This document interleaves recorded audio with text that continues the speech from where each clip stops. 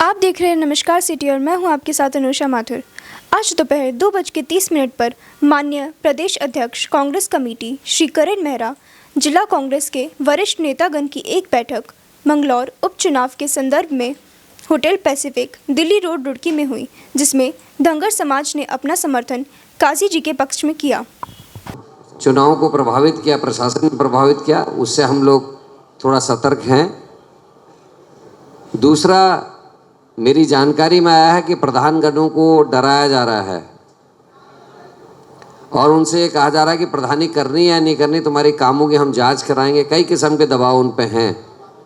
ऐसे में निश्चित ही हमारे लिए चैलेंज है और हमारे साथी उन सभी पंचायत प्रतिनिधियों का या हमारे जो नगर पालिका या नगर पंचायत के जो अध्यक्ष लोग हैं उनका हम लोग संरक्षण भी करेंगे और इस चुनाव में हम पूरी ताकत से चुनाव को जीतने के लिए काम करेंगे।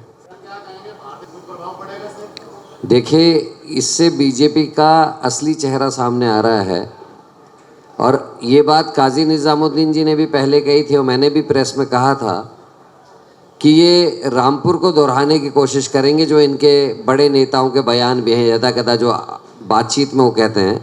और कांग्रेस पूरी मुस्तैदी से इसके खिलाफत में उतरेगी और हम देखेंगे कि कैसे नहीं होता, लेकिन जो बात आपने कही निश्चित ही वो गंभीर है।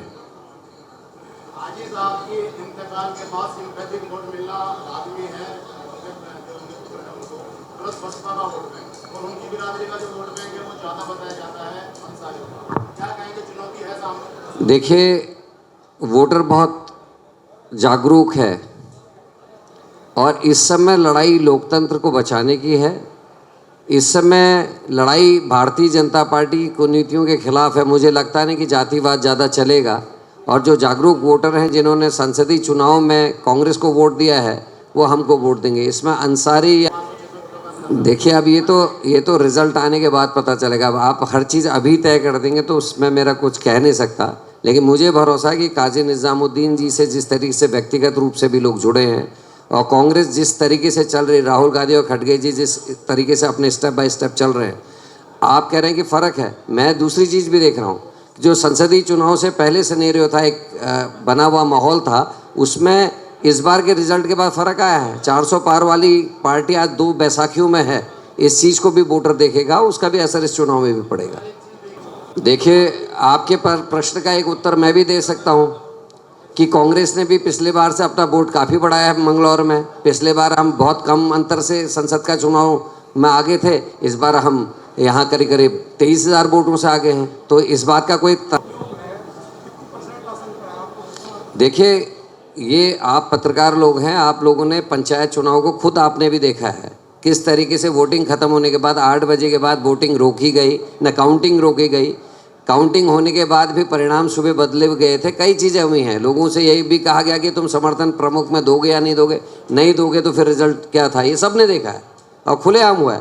इस समय भी वही व्यक्ति जो उसमें प्रभावशाली था, इस समय भी उसी के घर से प्रधानों को फ़ोन जा रहे हैं।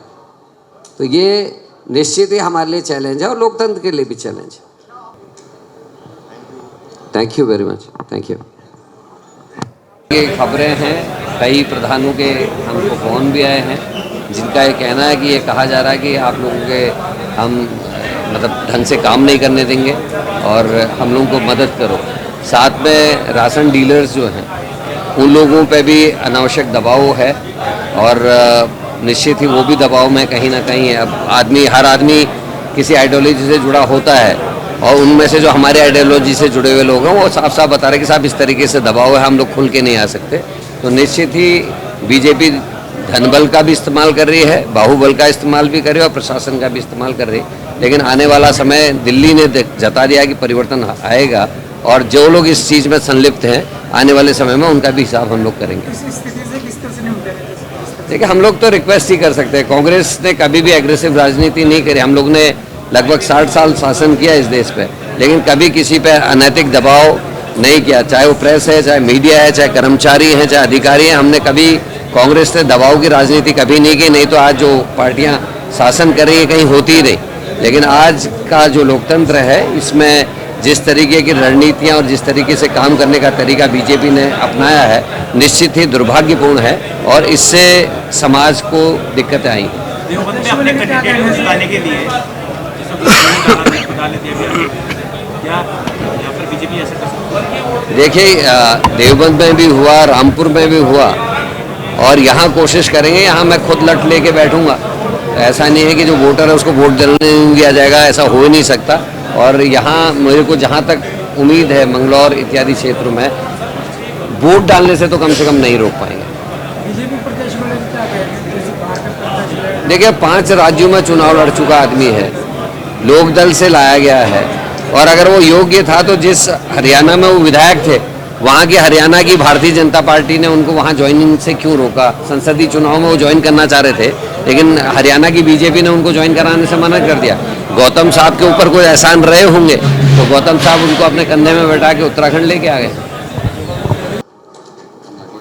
समर्थन पत्र माननीय अध्यक्ष उत्तराखंड कांग्रेस पार्टी उत्तराखंड आदरणीय श्री करण महाराज जी व माननीय कांग्रेस प्रत्याशी विधानसभा मंगलौर उपचुनाव आदरणीय काजी निजामुद्दीन जी को अपना समर्थन करते हुए खुशी हो रही है कि धनगर समाज कांग्रेस प्रत्याशी श्री काजी निजामुद्दीन के पक्ष में वोट करने का समर्थन करता है, और विधानसभा मंगलौर में धनगर समाज प्रत्येक घर में पहुंचकर कांग्रेस प्रत्याशी के पक्ष में वोट करने की अपील करेगा। धनगर समाज कांग्रेस प्रत्याशी को भारी मतों से जीत का अग्रिम बधाई देगा। ये एक समर्थन पत्र दिया है करता हूँ कि, और उस पर पार्टी के कार्यकर्ताओं की बैठक बुलाई गई है, जिस पर आगे हम सेंटर में और जोनल उसमें हम अपने विधानसभा को बांट रहे हैं, और 8 से 10 बूथों में हम लोग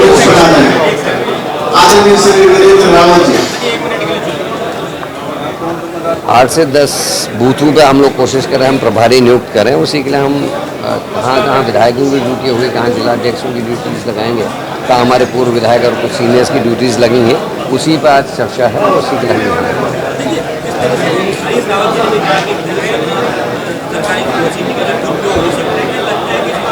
देखिए पंचायत चुनाव में ये आप और हम सब ने देखा है, उसको महसूस किया है। इस समय जिस तरीके से प्रधानों को डराया जा रहा है, राशन डीलर्स को डराया जा रहा है, तो निश्चित ही बीजेपी कोशिश करेगी। और उनके लिए लोकतंत्र बड़ी चीज़ नहीं है, उनके लिए आइडियोलॉजी बड़ी चीज़ नहीं है। उनके गौतम जी ने खुद ही कह दिया, गौतम ने कहा कि जीत ज़्यादा जरूरी होती है, इसीलिए वो अपनी आइडियोलॉजी से बाहर के आदमी को लेकर आए हैं, जो कभी बीजेपी का सदस्य नहीं रहा, वो लोकदल का विधायक है, और ऐसे आदमी को हरियाणा का विधायक है, उसको चुनाव लड़ाने के लिए ले गए। इससे समझा जा सकता है